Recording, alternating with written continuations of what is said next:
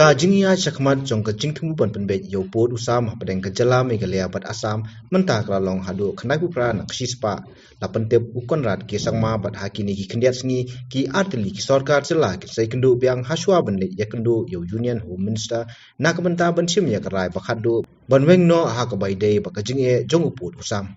Basically, we had a meeting to discuss further some of the issues that were there in the border issue, and we have again decided that to iron out the final few issues that are pending. That in the next few days we will have another meeting with the Assam counterparts. As I said, that we have come to almost 98% agreement on all the areas, 6 areas. Another 2% to 3% is left, which we are hopeful that in the next sitting we should be able to come to a final understanding, because we expect that MHA will be and the Honorable Home Minister will be calling us for a joint meeting in the next few days.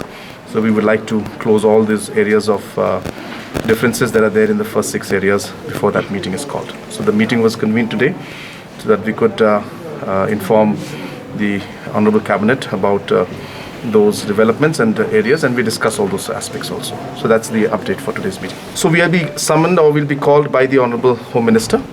He has already told us that he will call us towards the end of this month or early next month. So we will wait for that.